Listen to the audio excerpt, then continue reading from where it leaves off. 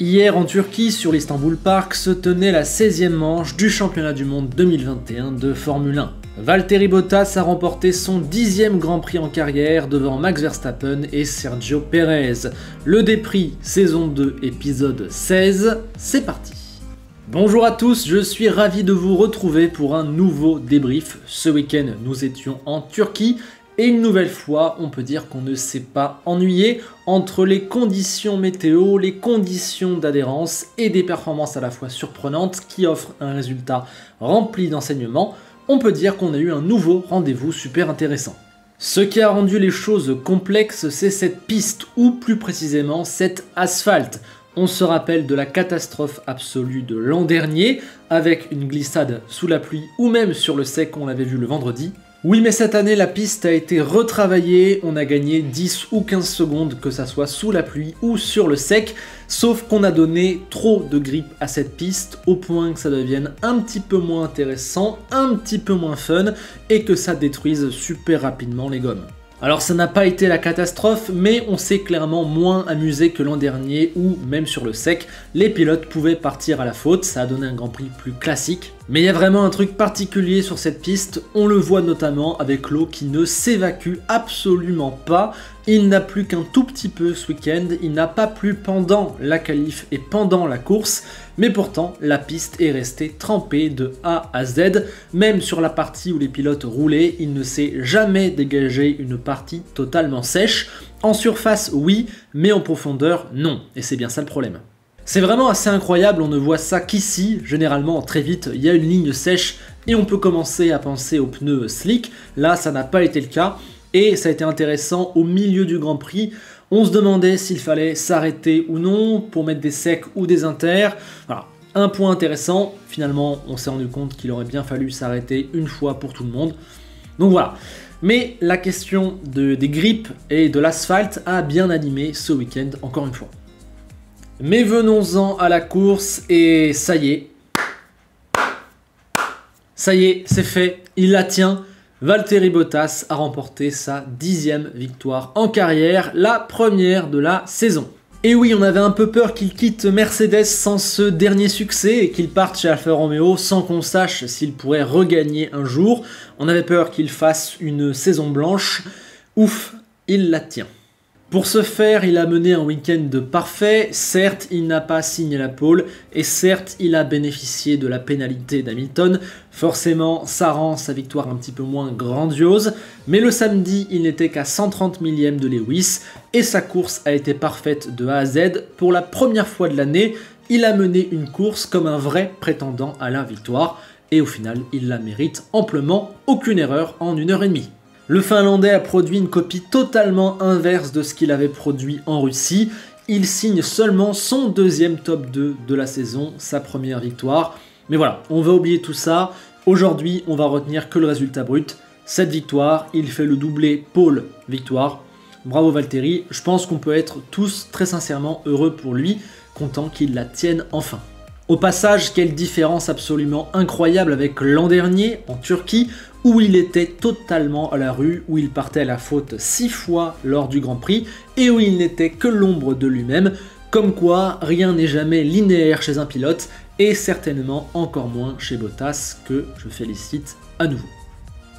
Ce qui rend le week-end de Bottas encore meilleur, c'est qu'il vole 8 points à Verstappen, le week-end où Hamilton doit purger sa pénalité moteur. Un Verstappen que j'ai trouvé vraiment très bon et très mature ce week-end. Pour moi, il a affiché l'étoffe d'un champion ce week-end. Il savait que la voiture était un petit peu en difficulté sur ce circuit.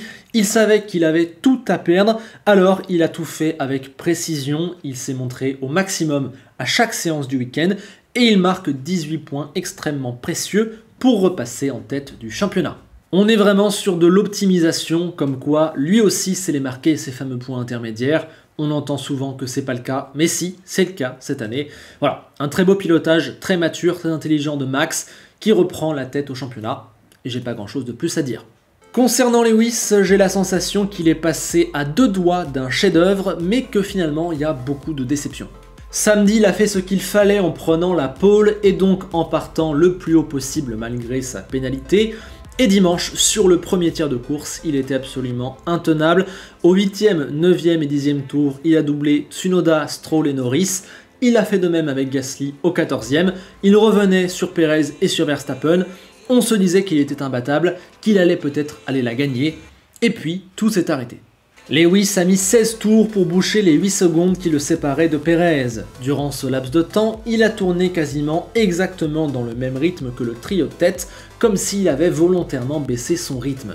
Je pense que chez Mercedes, on a longuement hésité entre faire un arrêt ou ne pas en faire un. Finalement, on a décidé de ne pas en faire. On a donc demandé à Lewis de baisser son rythme.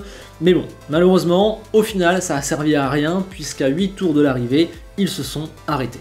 Un choix surprenant car il semblait pouvoir aller au bout vu la proximité de l'arrivée et donc garder sa 3e place et les 5 points de plus qui allaient avec. Lewis en voulait d'ailleurs pas mal à Mercedes à l'arrivée, mais pour moi entre les deux, eh bien c'est Mercedes qui a eu raison de l'arrêter. On a vu ce qu'il s'est passé avec Ocon et Leclerc, ils se sont écroulés sur leurs pneus. Il y avait un risque que ça arrive à Hamilton et que donc il se retrouve coincé en piste, il aurait perdu beaucoup plus gros. En plus, il y avait le risque d'une explosion du pneu, on a vu la tête de celui d'Ocon à l'arrivée. Donc pour moi, Mercedes a eu raison de rappeler Hamilton au stand à 8 tours de la fin. Ça aurait pu encore plus mal finir sans ça, mais l'erreur, elle a été faite plus tôt.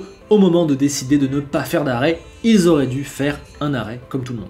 Donc autant l'équipe s'est trompée au début, autant elle a eu raison à la fin. Voilà, un petit peu tendu. Au final, ils perdent pas énormément de points, ils l'ont joué safe. Voilà, ça va, ça passe. Pour finir sur le cas Hamilton, j'évoque maintenant son attaque sur Checo qui pour moi était légèrement au-delà de la limite. Il a poussé Checo en dehors de la piste, c'était un petit peu trop agressif. Perez a donc dû passer du mauvais côté du cône, mais a réussi à reprendre sa position, et je suis content de la manière dont les commissaires ont jugé les deux actions. D'un côté, oui, Hamilton le pousse en dehors, mais c'est pas non plus un attentat, on peut laisser jouer. Qui plus est, Perez a pu reprendre sa position, c'était une belle bataille, et heureux qu'il n'ait pas pénalisé Perez d'être sorti en dehors du cône, vu qu'il n'avait pas d'autre choix. Donc, un petit peu trop agressif de la part d'Hamilton, mais en même temps ça se bat bien, j'ai bien aimé la bataille, et j'ai bien aimé le jugement des commissaires, j'en redemande. Perez justement qui prend son 3e podium de la saison, le premier depuis le Castellet, ça date, et oui, il a mis fin à une période compliquée entre les courses tumultueuses d'Autriche, le 0 pointé sur le triplé Silverstone, Budapest, Spa, l'élimination en Q1 qui ruine son week-end à Zandvoort, ou encore l'arrivée malchanceuse de la pluie en Russie. Pour moi, la situation comptable de Perez ne reflétait pas du tout ses capacités et la réalité de ses courses. Il avait souffert de pas mal de malchance, d'événements malencontreux, indépendants de sa volonté. Certes, il y a un certain manque de performance à certains grands prix, mais le classement exagérait ce manque de performance selon moi. Je suis donc content qu'il puisse scorer beaucoup de points et enfin un podium, ça va le relancer. Certains pointeront du doigt sa qualif où il n'est que 7ème avec une Red Bull. C'est vrai que ce n'est pas assez, il est devancé par une Alpine, par une AlphaTauri, c'est clair que ça fait tâche. Mais en même temps, il prend une demi-seconde par max, c'est le tarif habituel cette année en qualif. Est-ce que c'est vraiment beaucoup trop? Je ne sais pas, c'est dur à dire. En tout cas, son dimanche est très bon. Au départ, il s'incruste à l'intérieur du premier virage. Il prend la 4e place à Gasly et Alonso. Ensuite, il suit Leclerc. Il bloque très longuement Hamilton. Bravo, ça c'était vraiment très très bien de sa part. Et en fin de Grand Prix, il profite de l'undercut que lui a permis de faire Red Bull pour avoir des pneus à la bonne fenêtre d'utilisation et passer Leclerc pour le podium. Et voilà le travail, il termine juste derrière son coéquipier, il vole des points à Hamilton, il fait un podium, bravo, très bien. Il y a encore du manque de performance, notamment en qualif, on l'a dit, mais pour moi, je savais que Checo était capable de faire ça, il l'a montré ce week-end. Voilà, je pense que maintenant ses performances doivent se normaliser, je croise donc les doigts pour qu'il ait un petit peu de chance et que Red Bull s'occupe bien de lui, mais voilà, Checo est capable de ça, il l'a montré, j'y crois. Leclerc lui a enfin évité la malchance. Dès vendredi, on a senti le potentiel de la Ferrari et la pluie ne lui aura pas enlevé son gros résultat.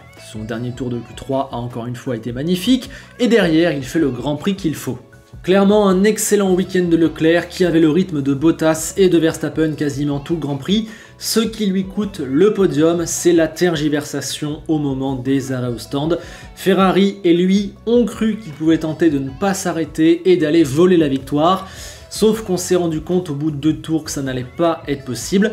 Sauf que au lieu de corriger le tir, de rentrer direct et de minimiser les pertes, eh bien Ferrari a attendu 10 tours avant de le faire rentrer.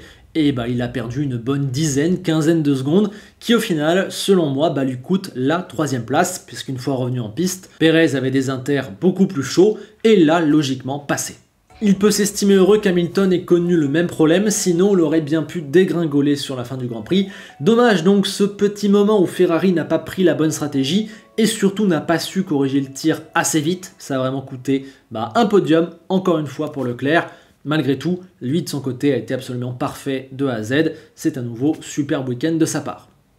Derrière ce top 5 qu'on évoque depuis tout à l'heure et qui s'est bien détaché en course, nous avons eu le 6e homme, l'outsider numéro 1, Pierre Gasly. De A à Z, il a gagné la FP3, il aurait pu être le meilleur des autres en qualif sans le dernier tour magique de Leclerc, il a fait un très bon dimanche et à la fin, il aurait même peut-être pu gratter quelques petites positions. Clairement du très bon Pierre ce week-end qui a effacé le mauvais souvenir de la Russie et de la course sprint à Monza. Le petit point noir de son week-end, c'est au départ où pour moi il est bien fautif face à Alonso. Certes, il est pris en sandwich entre Checo et Fernando, mais il n'est pas poussé par la Red Bull à l'intérieur et l'Alpine à l'extérieur a laissé suffisamment de place. Ils auraient pu passer à 3 de front. Et s'ils ne l'ont pas fait, c'est car Pierre a été touché à Alonso et c'est tout. Est-ce qu'il a eu du sous-virage? Est-ce qu'il n'a pas assez freiné? Dur à dire sur la vue du on-board. Mais voilà, toujours est-il que s'il y a eu touchette, c'est sa faute. Les 5 secondes sont pour moi logiques du coup. Mais au final, pas de souci, ça n'a pas affecté sa course. Il aurait fini 6e avec ou sans. Un très bon week-end pour Gasly donc, et un mot sur Tsunoda qui a oscillé entre le bon et le pas terrible du tout.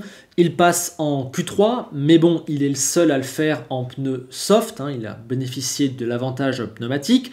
En course, c'est pas trop mal, il tient un temps Hamilton avant de le laisser passer, et puis malheureusement, il gâche tout avec un spin au virage 9. Avec cette erreur, il a absolument gâché son week-end, c'est dommage, il allait marquer quelques petits points qu'il aurait enfin remis dans le positif aux yeux de tout le monde et qui lui aurait donné de la confiance.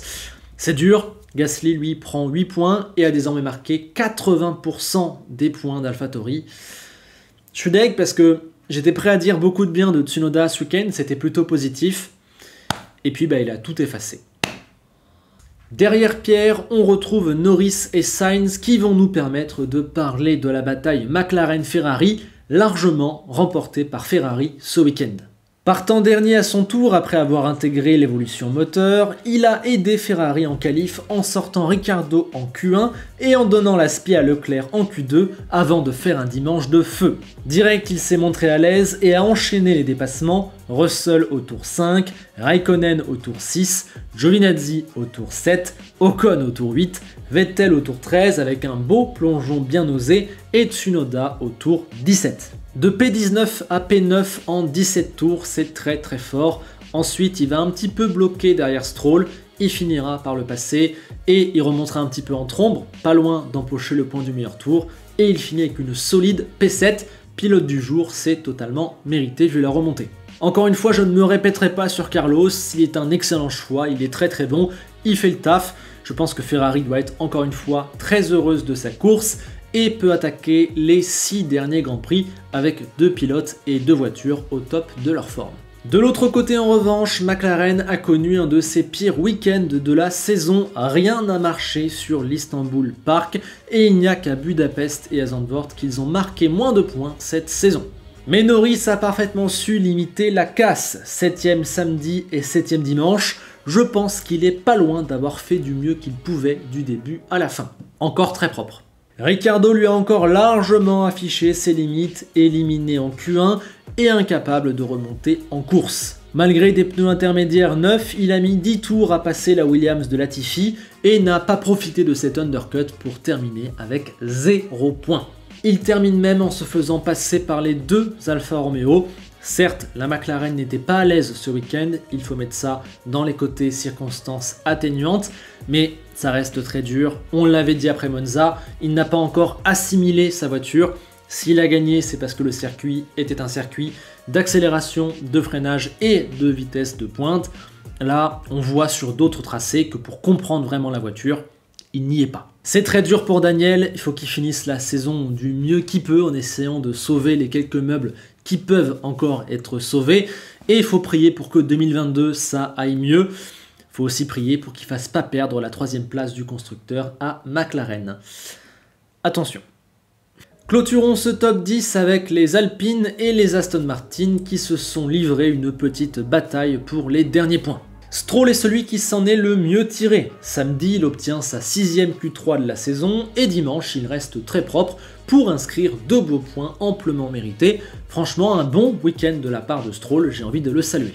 Vettel lui a simplement été un ton en dessous de Stroll tout au long du week-end, pas assez pour viser les points à la régulière la plus totale, pas assez pour rentrer en Q3. On note aussi son choix de passer sur les pneus médiums en plein milieu de la course, un désastre absolu. Il avait peut-être intérêt à tenter, sans ça il aurait terminé 10e, avec ça il a terminé à la rue totale. Bon voilà, notons aussi que c'était sa décision de mettre ces pneus là. Ocon lui a fait l'inverse et a réalisé l'exploit assez rare de terminer un Grand Prix sans changer de pneu, ce qui est autorisé quand il y a de la pluie. Et quand on voit l'état de son pneu avant droit à l'arrivée, on se dit qu'il était -1 et que c'était chaud. On peut donc saluer Esteban pour ce bel exploit. Par contre, je ne salue pas la décision d'Alpine qui pour moi est une erreur. Ils auraient dû arrêter Esteban comme tout le monde l'a fait. Voilà. S'il l'avait arrêté, il aurait terminé 10e avec une grosse marge. Ils l'ont pas arrêté et il a fini sur la jante avec un gros risque de crevaison. Et ça s'est joué à 3-4 virages pour qu'il ne se fasse pas passer par les Alfa Romeo. Donc pour moi, le faire continuer, bravo Esteban d'y être arrivé, mais mauvais choix de l'équipe. Sur l'ensemble du week-end, le Français s'est quand même montré assez loin d'un Alonso absolument séduisant, encore une fois, mais l'Espagnol a été le grand perdant du départ. Voilà, c'est dommage, une très belle occasion de perdu pour Alonso, sa course est ruinée dès le premier virage, donc difficile de dire quoi que ce soit après ça.